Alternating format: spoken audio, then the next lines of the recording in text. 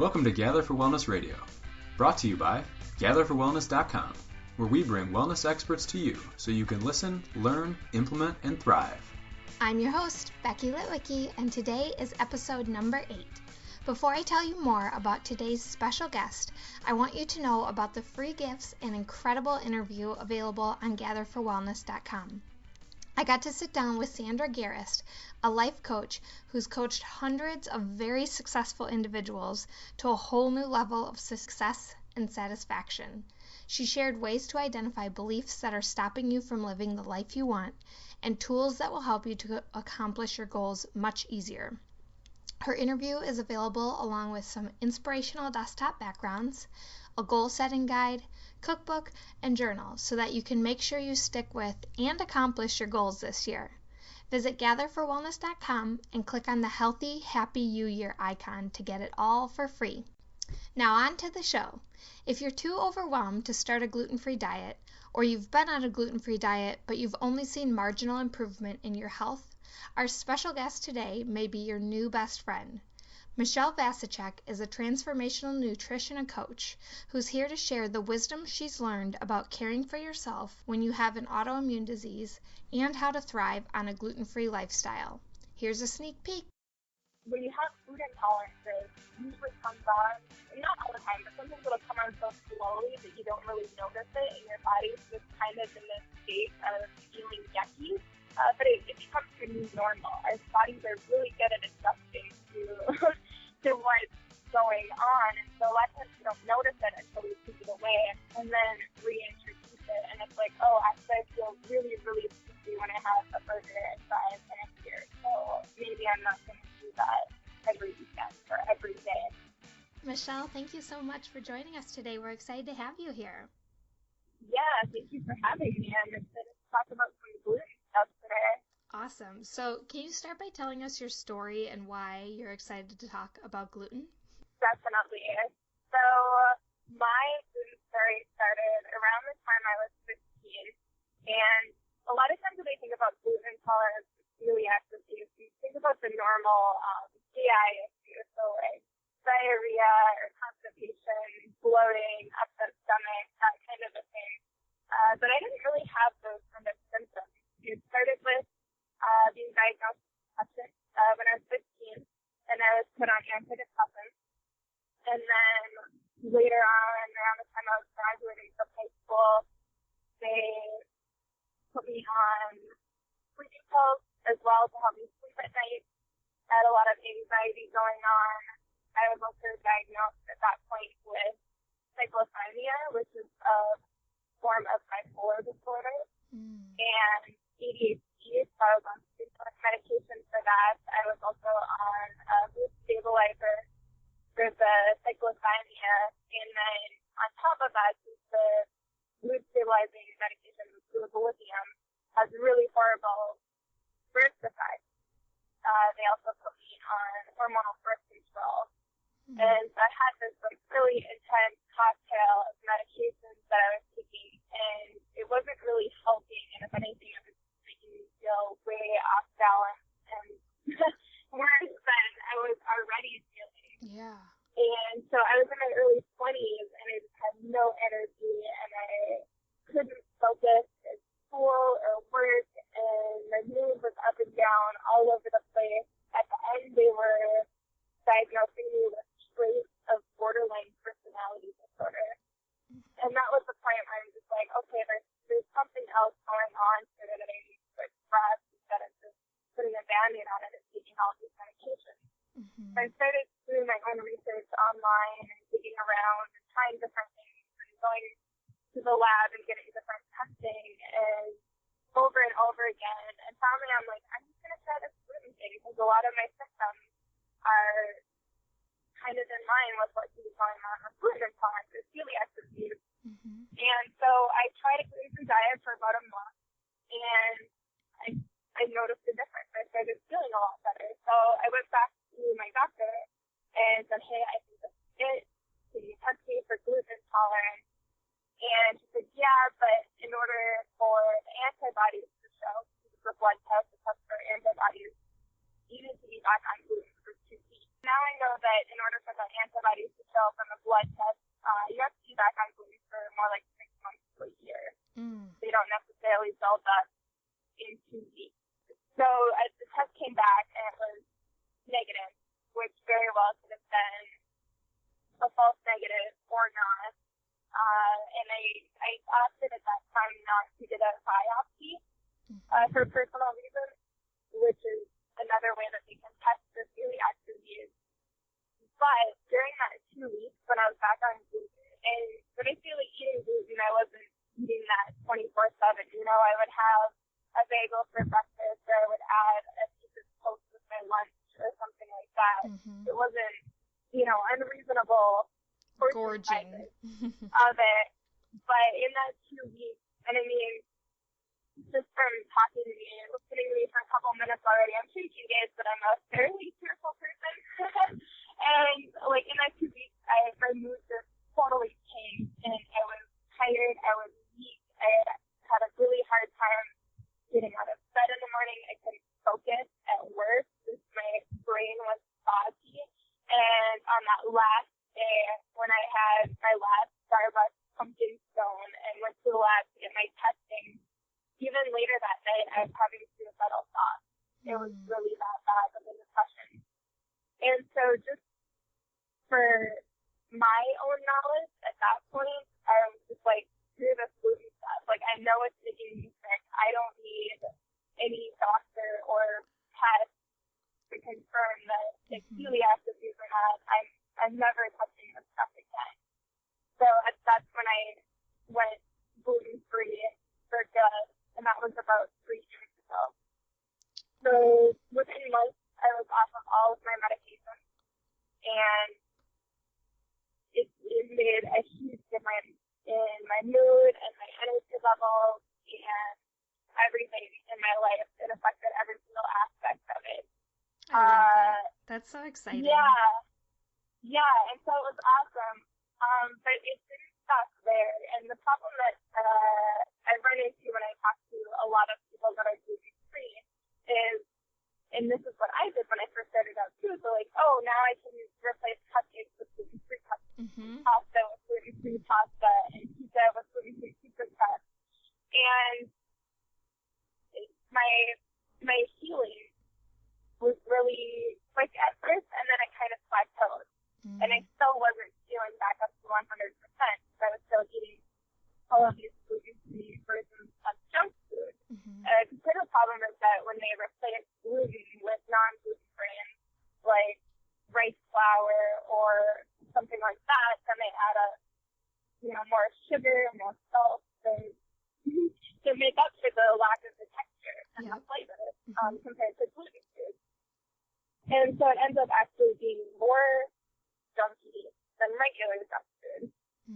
And it's not supportive of healing the body. So after about a year of being gluten-free, I started experimenting with a whole food diet, which is basically just eating unprocessed meat, healthy fats like coconut oil, olive oil, avocados, and then tons of fruits and vegetables, and maybe, a little bit of minimal dry fruit and nuts here and there, or nut butters.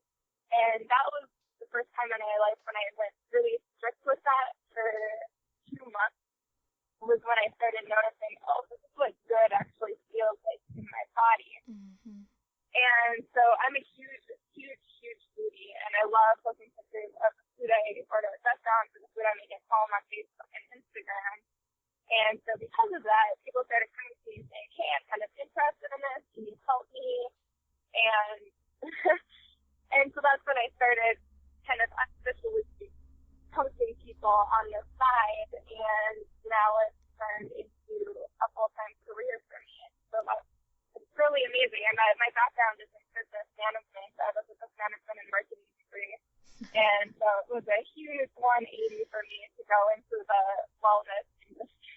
Yeah, that's a big flip. But I mean, when you have an experience like yours, it's so powerful to be able to share that and help others. Because I know, I remember I started working for a chiropractor about 3.5 years ago, and I had heard about gluten, and people were like, gluten-free was becoming more popular. And I remember being like, what's gluten? Like, I had no Right. idea. I was like, and I remember coming across some recipe where somebody made like mayonnaise at home, and I was like, oh my gosh, this is so overwhelming. And now that's like totally me. I make it all, I understand it, and Yeah. like, but it seems like sometimes such a like a big barrier to cross. So, can you help us out? First, tell the listeners what gluten actually is and where it's found. Yeah, gluten is a protein, and it's found in grains like wheat, barley, and rye. And just to give you a visual, it kind of is like a pearl necklace with all the little individual pearls. And so normally with food, our bodies have digestive enzymes that break down these protein strands into amino acids, but there's a building block that our body uses to do all of the amazing things that our body does. The problem is that humans don't have the digestive enzymes to break down these gluten proteins. And that's not just people with gluten intolerance or celiac disease. That's everybody. None of us can digest gluten. And so what ends up happening is it either just passes through you and has no effect at all, positive or negative, or it ends up being an irritant and inflammatory. And that depends on the person's genetics, their situation, their body health, to sense of what kind of damage that's going to be causing in the body. So that can be anything from a really minor gluten intolerance, where they maybe have upset stomach, diarrhea, stuff like that, all the way to full-blown celiac disease, and that's an autoimmune disease. So what happens then is there's gut permeability, which another name for it is leaky gut, and it's literally there's holes in the intestinal walls, and so the gluten proteins end up leaking out of these holes, and your body's like, oh, what is it supposed to be here? And it has a full-blown autoimmune system attack on it, and it ends up not only attacking the gluten proteins, but also the small intestine, and it just totally destroys all of the villi in the small intestine, which causes malabsorption of nutrients. And so that's a lot of times where the neurological symptoms that I was experiencing come from, is from the nutrient deficiency. And so that's a really important thing is, when I was like, gluten, I'm like, no, like celiac disease, like that's when your small intestine is totally destroyed. I'm like, I think I would feel that if it was going on in my body. And I was, it just wasn't in the way that I was, expecting it to. To give a little perspective on the autoimmune disease, to have an analogy for it, is it's kind of like finding a spider in your living room, and instead of just pushing it, you drop a nuclear bomb. Like, it's a way overreaction to what's going on. Yeah, I love that analogy. So do you think, from your point of view, is gluten bad for everyone then? Because you said none of us have the enzymes. Right. Yeah, like I said, I mean, the thing with grains is that they're not very nutrient dense compared to fruits and vegetables. And there's these things called anti-nutrients in them that bind onto the nutrients so that your body can't use them.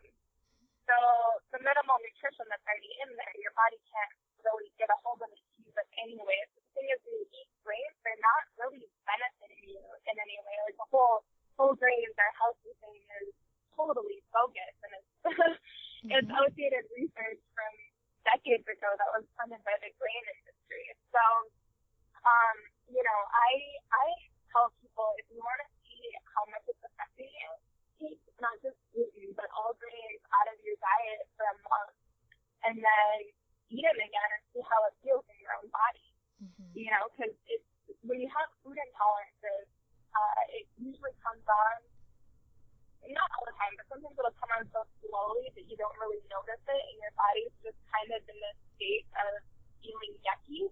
But it becomes your new normal. Our bodies are really good at adjusting to what's going on, and so a lot of times we don't notice it until we take it away and then reintroduce it, and it's like, oh, actually I feel really, really sleepy when I have a burger and fries and I'm here, so maybe I'm not going to do that every weekend or every day, depending on what somebody's normal diet is like.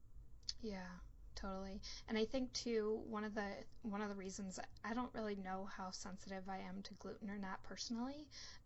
I've been without it for about 3.5 years, but I tend to avoid it myself just because I know the foods that I'm going to eat with it in our country are probably not the best foods to choose anyways. I know some of my friends, they'll order like whole wheat flour from Italy, and they're sensitive to gluten, and they won't react to those gluten or to the gluten in the Italian flour, but they do react to the gluten that they eat that's grown here in the United States. And I think, like genetic modification and things like that has really made it that much more stressful too on the body. Yeah, so none of the wheat in the U.S. is genetically modified at all, but it is hybridized.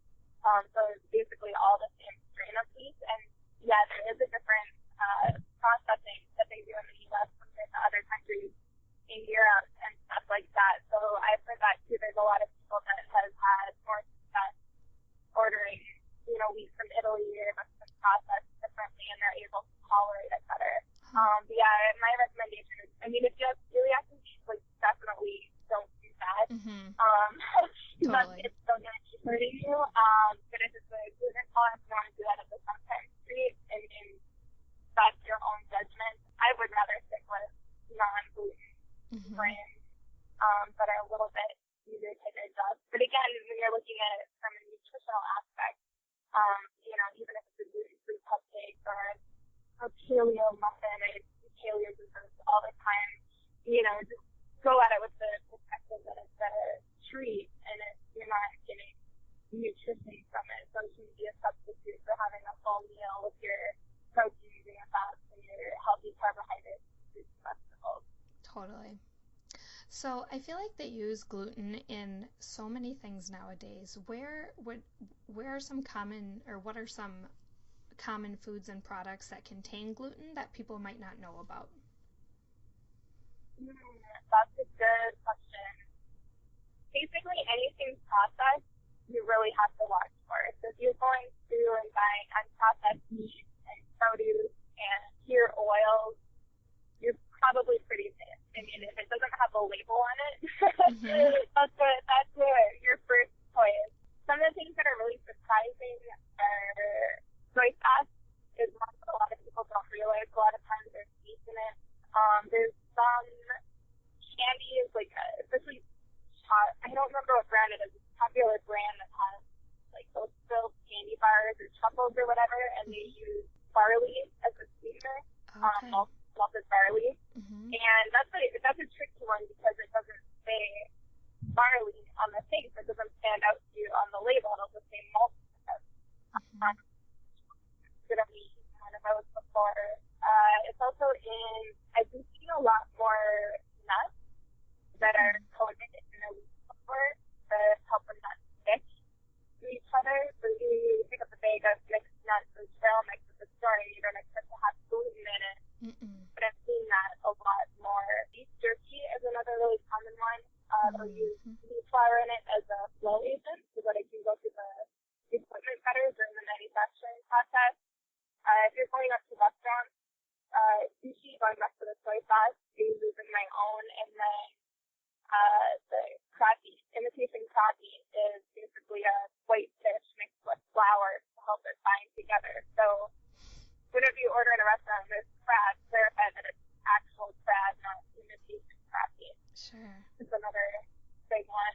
And then another common thing in restaurants is, if I ask them, your fries gluten-free, they're like, yeah, they're Cheetos, but if they're fried in the same fryer as onion rings or the chicken strips, and then they're going to end up having gluten on them.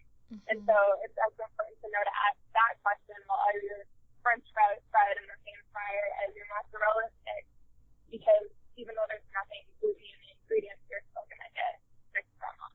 Yeah, totally. For you, do you find that you have to even look for personal care products without gluten? Yeah, because it's even, there are people that have DH, which is dermatitis for performance, and they will have a really, really bad skin rash as a manifestation of celiac disease. and they'll even get that from just touching gluten. So that's really intense. And even if somebody doesn't have DAs, I recommend not touching gluten because so much of what we put on our skin, hair products, makeup, skincare, anything like that gets absorbed into our bloodstream. So it's just like, if the stuff is making me this sick, I don't want it anywhere in or on my body. Common things is finding lipsticks that are gluten-free, hairspray. There are so many hairsprays out there that have wheat protein in them because it really helps it stick. I mean, if you think about it, gluten is is the sticky part that makes like pizza dough and bread dough all gooey and nice. So they started putting it in hairspray to get a really good hold. And if you think about hairspray, I mean, like it goes all over your bathroom and it sticks to everything. And I'm like, my toothbrush is in there, and I'm setting it on the counter, and it's just like, I have to hold my breath for 3 minutes, and I'm like, I'm done with this. It's not worth it to have gluten in my hairspray. It's too stressful. So yeah, and there's a lot of cosmetic companies out there that are really good about labeling if they're cruelty-free, gluten-free, vegan, all of that stuff. So if you do your research, you can find some good products out there. Awesome.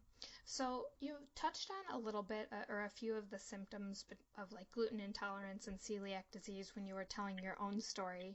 And I hate that you went through that, but I like that you pointed out that you didn't necessarily have what would be called like the typical symptoms, because I think a lot of people associate it to just their digestive tract, and it's like, well, right.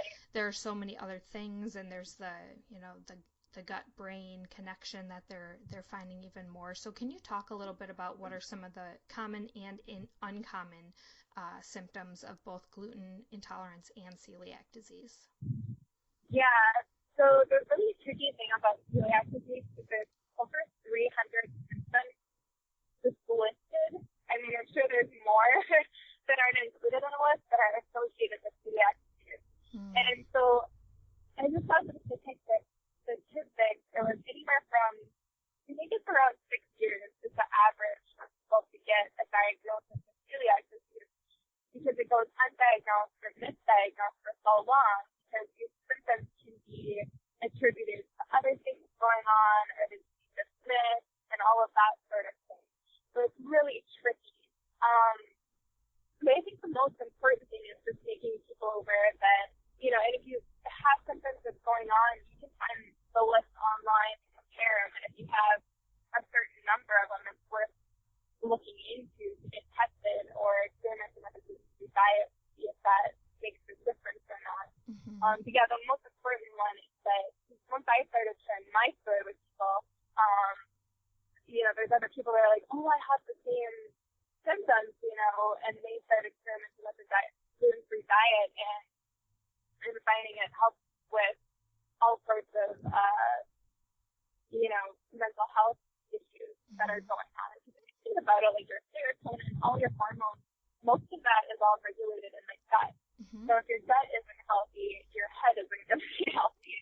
And they're really so closely intertwined. So yeah, just knowing that it can really affect what's going on in your brain is important. There's a lot of studies out there, and a lot of people I've talked to that have children with autism spectrum disorders that have noticed a really huge difference on a gluten-free, casein-free diet. Same thing with Alzheimer's patients.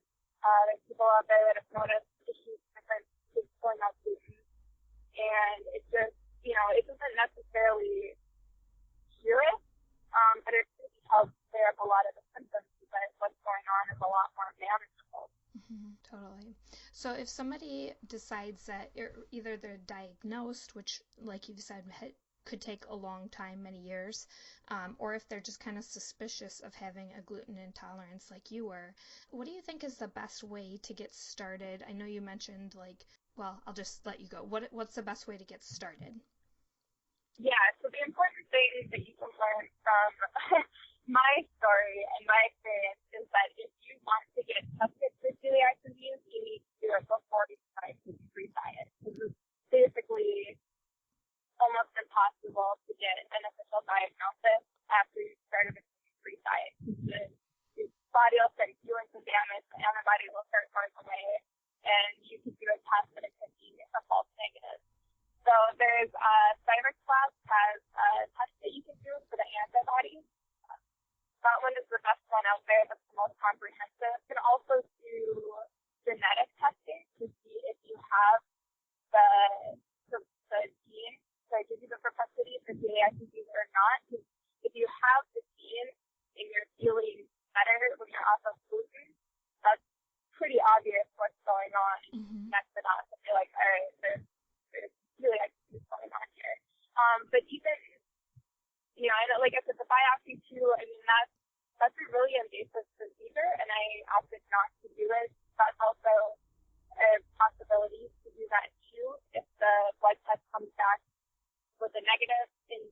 Because the blood test can give you a false negative, they can't give you a false positive. So that's always an option out there. But my biggest thing that I tell people is to trust your gut, both literally and figuratively, and, you know, try a gluten-free diet and see how you feel. And when you reintroduce gluten again, see how that makes you feel. And if it makes you feel yucky, then don't eat it and trust what your body is telling you. Because I've heard of people going to the doctors and doing the testing for celiac disease, and it's negative. They're like, oh, you don't have it, so eat gluten. They're like, well, no, I feel better when I'm on a gluten-free diet. And it's like, well, trust your body, not what this blood test says or whatever. But there's people are so hung up on, I need this label, I need this diagnosis, I need to have whatever, and I think we need to go back to trusting ourselves, because we really know our bodies better than anyone else, and we can monitor that and see it every day. I agree. Yeah. Gotta tune into what's going on inside. So I know a lot of people, like when I first started going gluten-free, a lot of my friends and family kind of thought it was a little bit crazy, just because I know so many people are like hooked on bread and pasta and carbs. It's like they can't live without it, kind of. How do you help people to kind of mentally overcome that, and also what action steps can they take in their life to create different habits? Yeah, so gluten brains actually have the way they interact in the body chemically, they end up having an opiate-like effect. Dairy actually does that too with the casein, and people literally get addicted to it. Most people don't realize that that's going on at all, and you can look it up and see the research on it. But it's having that in mind is it's not a lot different than a substance addiction. You know, it's just you're gonna have to suck it up for a few days, and then eventually once it's out of your system, your body's not gonna be craving that anymore. So, but it is, you know, like I talk to people and they're like, oh, I could never give up bread, or I could never give up cheese, and it's like, well, if you literally can't live without bread or cheese, like maybe you have a problem that you're not had to go through it. So, you know, just knowing that there's physically, physiologically, there's something going on in there that's keeping you craving these foods. That also goes back to the gut bacteria too, craving sugar. Knowing that that's what you're setting up for and that you're fighting a food addiction is really helpful to know. It's not just like, oh, I can just stop eating this and I'll be fine. As far as the emotional aspect of it, yeah, that's a big part of why I went through ITN, Institute of Transformational Nutrition, was so that I could learn how to help people through this eating phase spiritually and emotionally. Especially with gluten, what I've noticed is that people go through the stages of grief. You know, so they start in denial, like, oh, I don't have that. There's no way I'm gluten intolerant. There's no way I have celiac disease. And then they go to the bargaining. They're like, well, maybe I'll just have to on the weekend and eat her.